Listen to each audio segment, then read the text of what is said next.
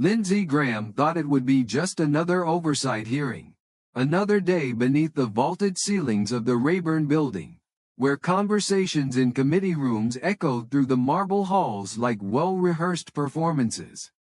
He had been through hundreds of these, so many, in fact, that the details often blurred together. Just procedural motions and political monologues meant more for sound bites than substance.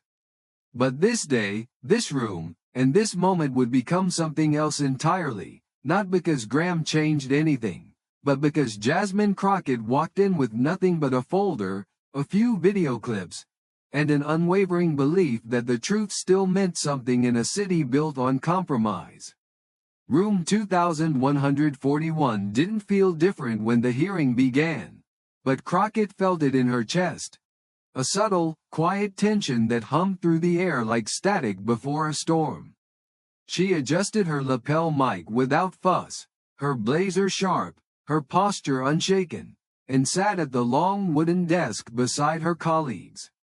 On paper, this was just another hearing about judicial appointments, dry, procedural, devoid of fireworks, but whispers had already moved through Capitol Hill that Graham planned to use his opening remarks to posture, to reframe, to throw a carefully coded jab across the aisle. 10 minutes in, he did just that. He leaned into his mic with the practiced weight of someone who had been holding court for decades, and with the gravity of a man confident in his stagecraft. He warned of the growing danger of turning American courts into ideological battlegrounds. He spoke of neutrality, of judicial integrity, of the importance of rising above partisanship. It was a speech designed to sound reasonable, moderate even, the kind of thing both sides could nod at politely while quietly calculating their rebuttals. But Jasmine didn't nod, she didn't smile, she didn't scribble notes. She simply read the transcript of his remarks, again. She'd read them twice the night before, not because she expected insight, but because she knew exactly what he would say and had prepared for exactly this moment. So when it was her turn to speak, she didn't lecture or perform. She simply leaned into her microphone and asked, "Senator Graham, may I confirm that those were your words just now?" He looked at her with the faintest flicker of curiosity, like a teacher confronted by an unexpected pop quiz. "Yes, Congresswoman, they were." She didn't blink. "And would you say they reflect your views today about how judicial nominations should be handled, regardless of who holds power?" There was a pause, a hesitation that only the truly attentive caught.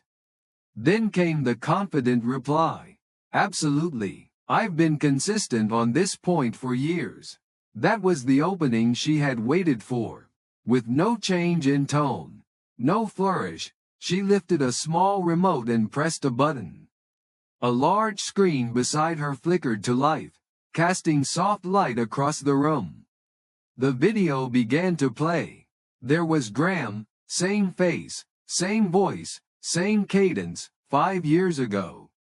But his words were entirely different. Back then, he was arguing that a sitting president had every right to nominate a judge even days before an election. "Elections have consequences," he had said with conviction. "Let the president nominate." The room fell quiet. Some eyes shifted from the screen to Graham, who now sat a little stiffer, his arms crossed. When the clip ended, Jasmine looked up. "I just want to make sure the record is clear, Senator," she said calmly. "Because you said you've been consistent. But your own words suggest otherwise." Graham let out a nervous chuckle. "Well, context matters, Congresswoman. That was a different situation."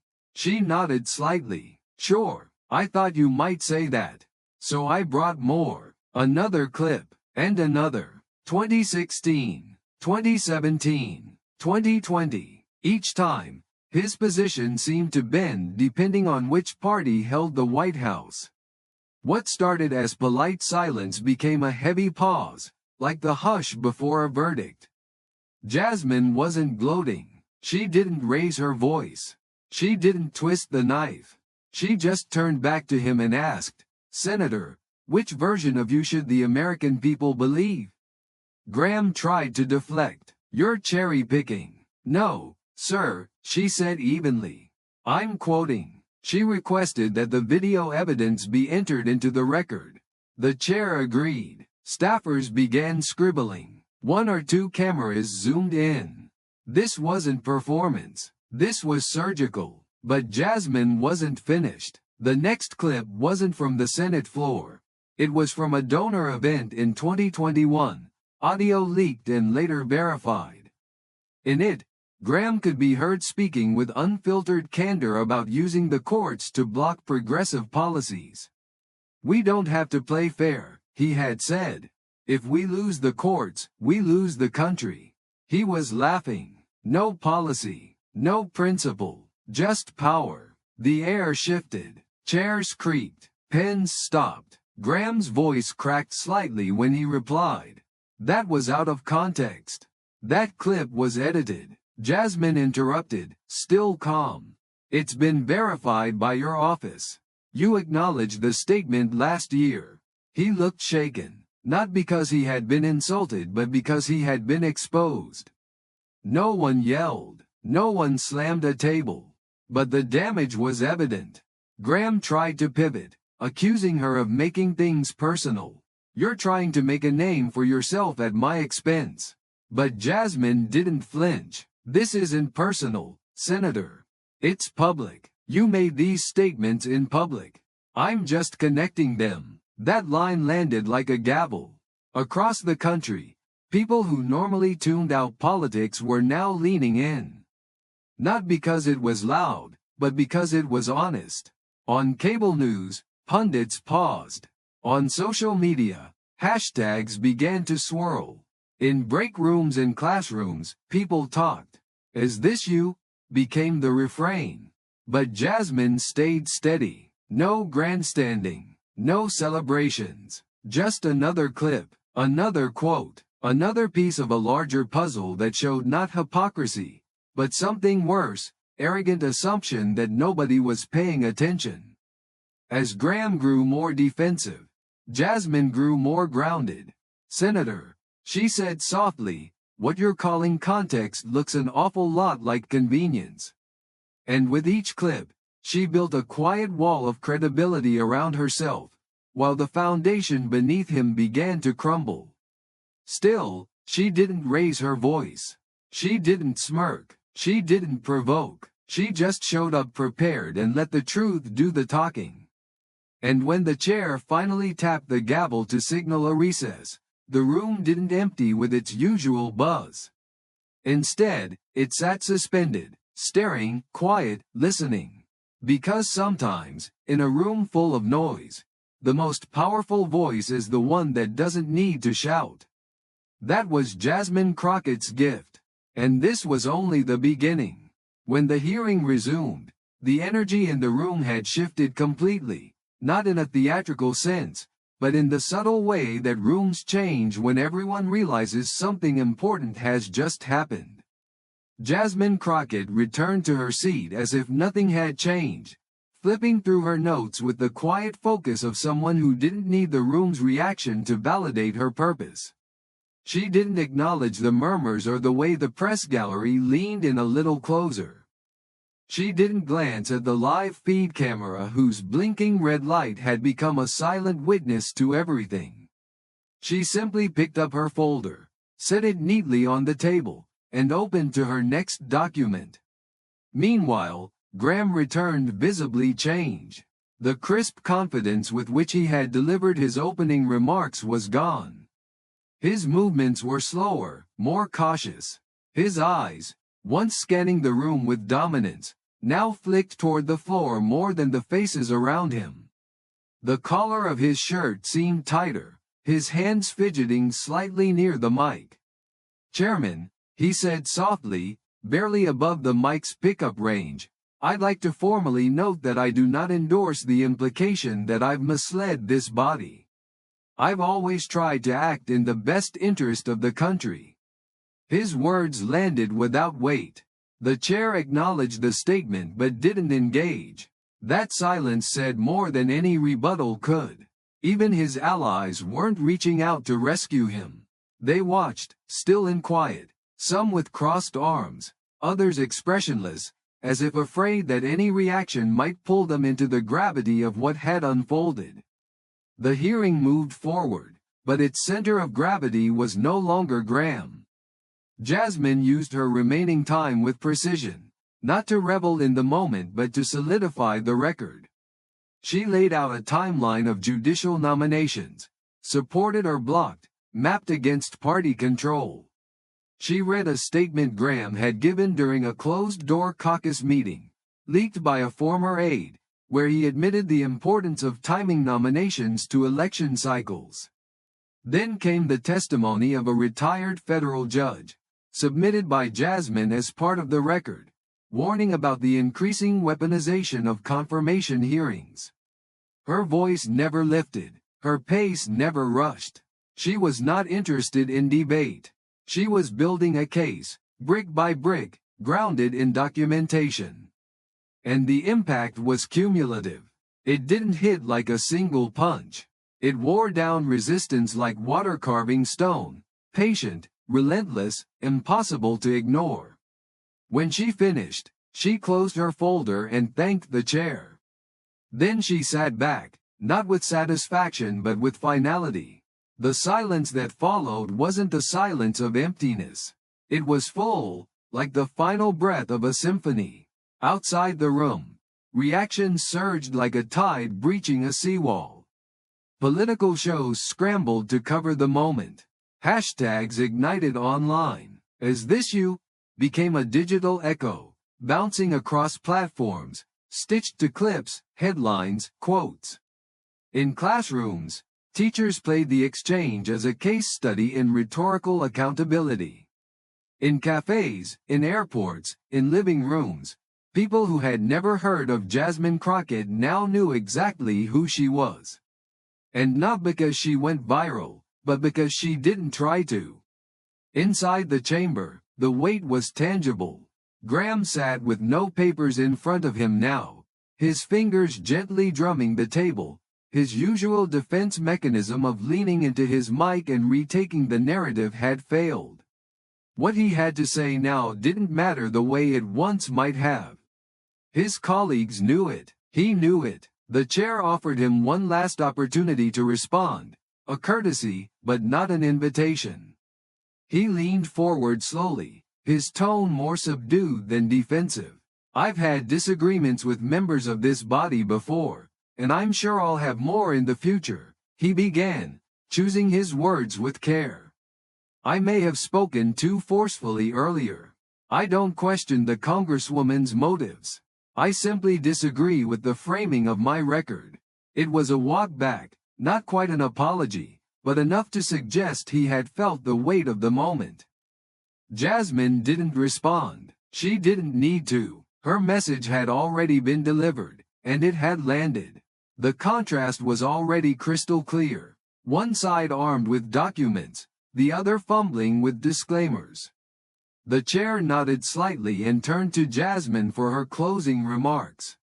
She stood with quiet composure, no theatrical gestures, no dramatic pauses, just the same steady voice that had carried her through every second of the hearing.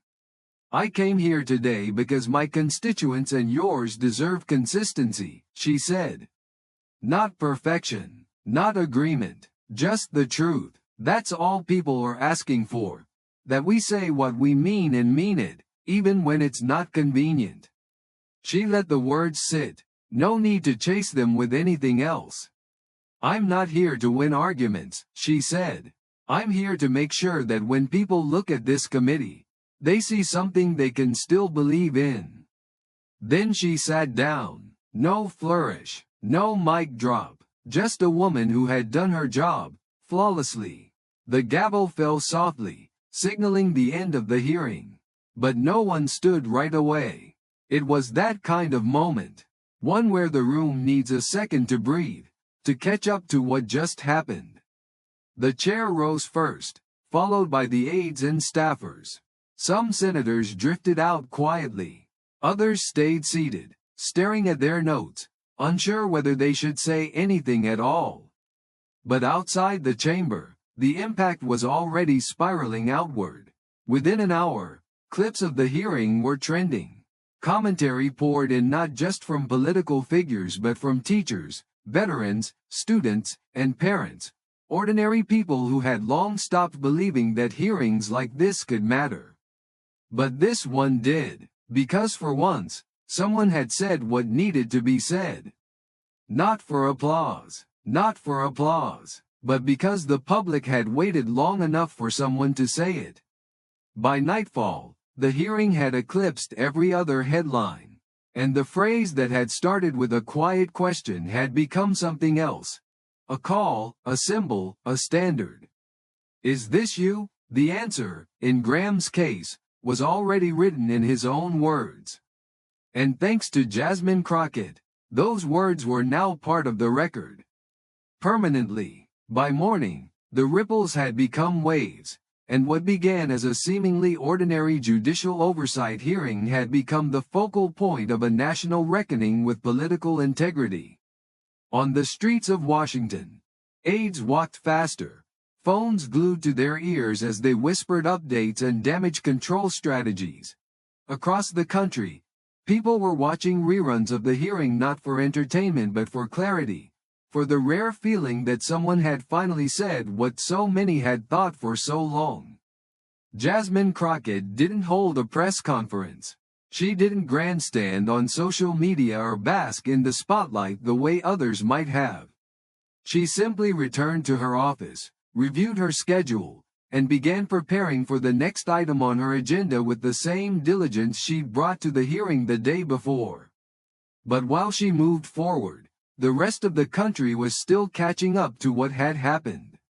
Cable news anchors who had spent the previous week speculating about international diplomacy and midterm polling now opened their broadcasts with her voice, saying clearly and without malice, I'm quoting. Editorials appeared in major newspapers before noon, praising the Congresswoman's restraint, her composure, her courage. Not everyone agreed with her politics, but almost no one could ignore the weight of what she had done. She had confronted a senator not with volume but with verification, not with ideology but with evidence. And that distinction mattered. It mattered to the law students who had watched the hearing between classes, texting each other that this was the kind of advocacy they dreamed of. It mattered to public defenders in overworked systems who now had something to point to when asked why consistency matters in law. It mattered to voters who had grown tired of political theatrics and broken promises. And it mattered most of all to the quiet, disillusioned majority, the people who believed that truth had no lobbyists, that the system didn't care about fairness anymore, because Jasmine's performance wasn't a performance at all. It was a promise kept. In the hours that followed, interviews were requested, op-eds were drafted, and networks replayed the hearing again and again. But Jasmine said little. When asked for a quote by a local reporter back home, she replied simply, I had questions. He had answers. The rest is on the record. And it was that refusal to turn the moment into a personal victory that deepened the public's respect for her. She wasn't trying to capitalize, she was trying to communicate. She had entered that room not looking for headlines but looking for the truth, and when the contradictions came, she let the facts speak louder than outrage ever could. Meanwhile, Graham's office scrambled. Aides reviewed every past public statement he'd made, searching for ways to reframe, to contextualize, to salvage what remained of his credibility. PR consultants were brought in. Internal memos used words like pivot, clarify, shift, but none of it worked, because the hearing hadn't exposed a technical error. It had exposed a pattern. A human flaw, amplified by power and protected by repetition. And patterns don't disappear with press releases. They linger, they build, they become the lens through which everything else is seen. Conservative anchors struggled to mount a defense. Some tried to dismiss the hearing as political theater, but their own segments showed them wincing at the replayed clips.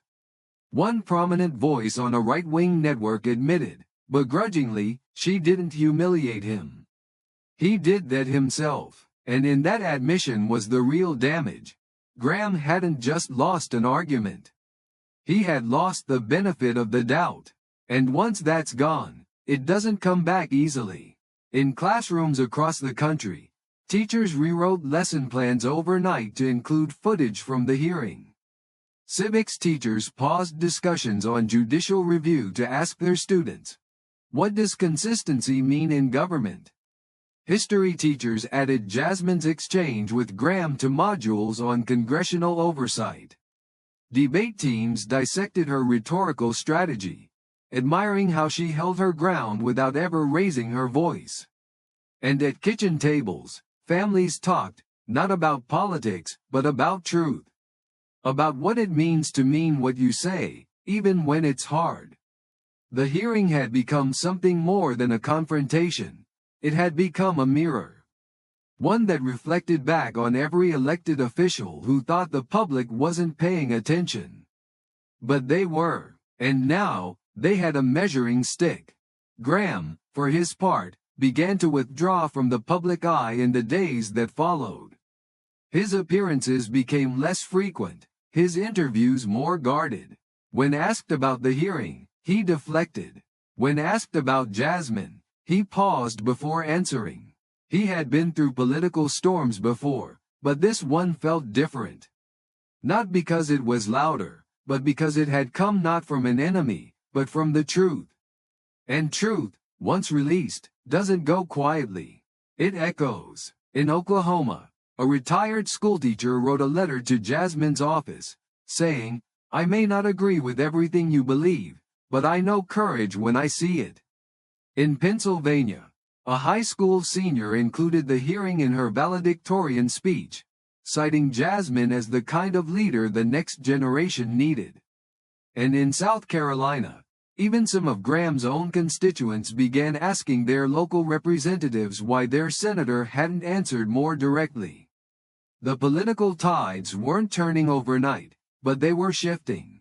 Slowly, irreversibly, because what Jasmine had done wasn't just political. It was moral, and people knew the difference. That's why the story refused to fade. That's why the hashtags kept climbing. That's why the phrase "is this you?" wasn't just a quote anymore. It was a challenge. A call to everyone in power to reconcile their past with their present. To own what they'd said, even when the room got uncomfortable. And that's what Jasmine had shown. That discomfort is not the enemy of democracy. It's the beginning of accountability. 3 days after the hearing, the nation was still buzzing. But Jasmine Crockett remained grounded, undistracted by the swirl of headlines, hashtags, and praise. She moved through her schedule with the same deliberate pace, answering constituent emails, reviewing committee briefings, and preparing for her next floor speech as if she hadn't just reshaped the conversation around judicial accountability. Her team received thousands of messages, some angry, most grateful. But one stood out among them all. A handwritten letter, no return address, just a plain envelope in neat, black ink. It read simply, "Dear Representative Crockett, I don't agree with everything you believe, maybe not even half, but I watched the hearing and I just wanted to say thank you for not letting that man lie and walk away from it. We needed that. We've needed it for a long time. Keep doing what you're doing." From someone who's paid taxes too long to pretend anymore. Jasmine read it once, then again, folded it quietly and slipped it into a drawer. It wasn't applause she sought. It was confirmation. Confirmation that facts still had power, that clarity still mattered, that someone, somewhere, had heard her and seen what truth looked like when it stood still in the face of bluster. Outside her office, the political world moved quickly. Campaign strategists held emergency calls about how to prepare their candidates for similar confrontations. Congressional aides scrubbed old quotes.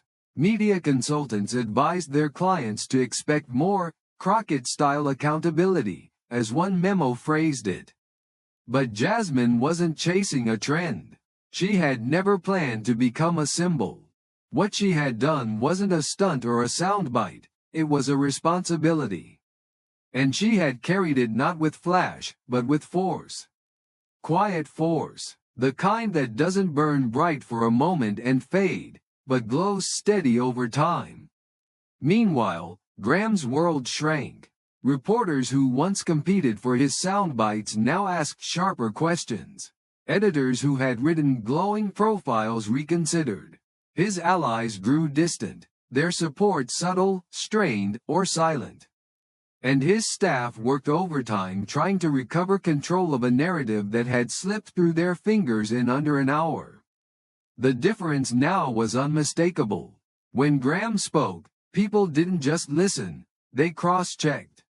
They pulled transcripts, they played clips, and in every public appearance, he faced the same undercurrent. What changed? Why did your position shift? Is this you? For a man who had once wielded the Senate floor like a courtroom, that kind of doubt was corrosive. It didn't destroy him outright. It just softened everything he said, made every principle sound provisional. And that erosion was the true consequence. Not humiliation, not cancellation, but the slow, irreversible drift from credibility to noise. That's why people kept returning to Jasmine's moment. Not because she embarrassed him, but because she didn't try to.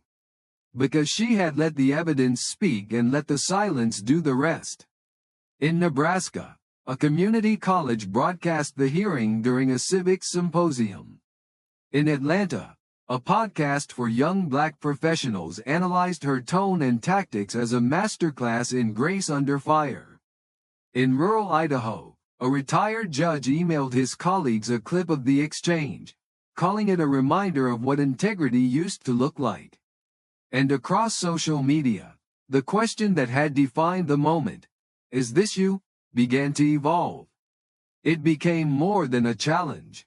It became a filter. A way to assess leadership not by promises, but by proof. And Jasmine had given the public the tools to demand it. She hadn't raised her voice. She hadn't insulted anyone. She hadn't made it about her. She had just done her job. And by doing it without flinching, she had drawn a line that others would now have to meet. For the next week, pundits debated whether the hearing would mark a shift in congressional culture.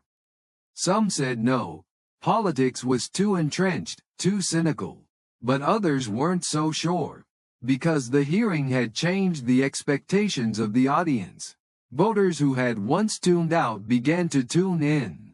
People who had long believed that no one in power could be trusted began to ask, what if we just recorded everything?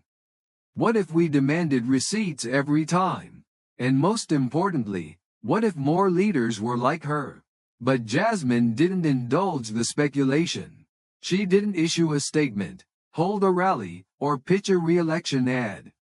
She simply kept showing up, one vote, one briefing, one binder at a time. Because she knew that true leadership isn't about a moment. It's about momentum. And that's what she had now, not because she asked for it, but because she earned it. One quiet question at a time. By the end of that week, what began as a hearing had become something far greater, a national moment, etched into the public memory not with spectacle, but with quiet insistence that truth still matters. Jasmine Crockett, without ever branding herself a crusader, had reminded an entire country of what accountability could look like when it's stripped of ego and grounded in facts. Her presence lingered far beyond room 2141 of the Rayburn building. It showed up in town halls where constituents now asked sharper questions, in local school board meetings where parents referenced her words, and even in campaign ads that tried, clumsily, to mimic her calm precision. In her own office, she said little. She didn't need to. Her staff knew the tone had changed. not just in emails from supporters, but in how officials addressed her, in how cameras followed her not with the buzz of scandal, but with the curiosity of respect. She continued her work, still answering constituent letters, still attending budget meetings, still preparing for policy hearings that rarely trended online. She wasn't chasing legacy, she was embodying it. Meanwhile, Lindsey Graham remained in the public eye, but he was never quite the same. He gave interviews with a flatter cadence, showed up on panels with more qualifiers in his language, and his usual armor of confidence now had visible seams. He had not resigned, he had not issued an apology, but the power he had once wielded through sheer narrative control was gone. Every time he stood to speak on judicial fairness or constitutional duty, someone in the room, whether voter or colleague, remembered the hearing, remembered the clips, remembered her voice, and the words that had once drawn applause now fell with hesitation, their meaning dulled by history's playback.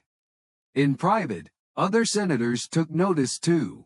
They adjusted their public statements, chose their battles more cautiously, avoided the kind of definitive declarations that could be quoted back with the press of a button. Not out of cowardice, but out of awareness.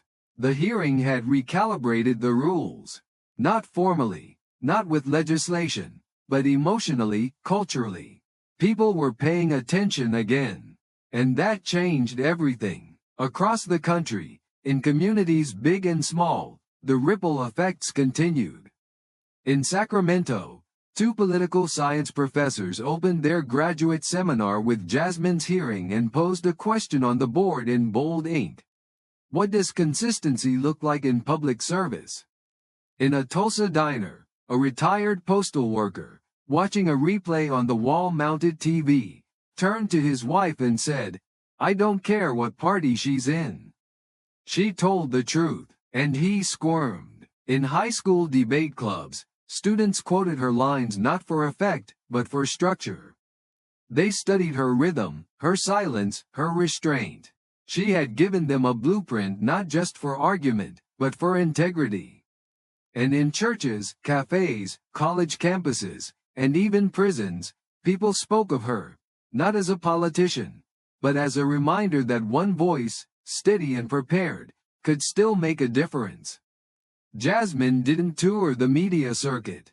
She didn't announce a new initiative. She didn't immediately leverage the attention into a Senate run, though whispers had already begun. Instead, she let the moment live on its own. She understood something many in her field forgot, that authenticity does not need amplification. It echoes on its own. And what she had done in that hearing was not an act. It was a service, a public service, delivered in full view of the people, backed not by ambition but by documents, questions, and truth. In the months that followed, legislation about judicial transparency gained new life. Committees previously stalled by partisanship found renewed public scrutiny. Staffers briefed their members differently, knowing full well that the next Crockett moment might be just one contradiction away. And every time someone asked, "What changed?" the answer was not complicated. It was one woman with a folder full of receipts, a voice that did not waver, and a commitment to facts over performance. Her question, "Is this you?" had done more than expose one man's inconsistency. It had restored faith, however briefly, that truth still has a place in the halls of power. That leadership isn't about charisma or cleverness, but about clarity. About being the same person when the cameras are off as when they're on. About showing up not to win arguments, but to serve the people who sent you. And Jasmine Crockett had done exactly that. She had taken a stage not built for her and turned it into a platform for everyone who had ever felt gaslit by government, sidelined by spin, or silenced by power. She didn't yell, she didn't threaten, she didn't shame, she simply prepared. And then, when the time came, She asked the right question and let the answer speak for itself. That's why her moment wasn't just watched, it was remembered. And it will be remembered. Because in a time when trust in institutions is fragile, when spin travels faster than fact, and when power often feels untouchable, Jasmine Crockett reminded the world of something old and powerful and true. That facts don't panic, that calm can be courageous, and that sometimes, the most revolutionary thing you can do is ask the right question and refuse to blink. So when the history books are written about this chapter in American politics, they may not lead with budgets or midterm polls or committee statistics. They may begin with a single voice, clear and composed, in a room built for men who thought no one would ever hold them to account. And they may say, this is what it looked like when truth walked in, took a seat, and spoke softly, but carried the full weight of the people behind it.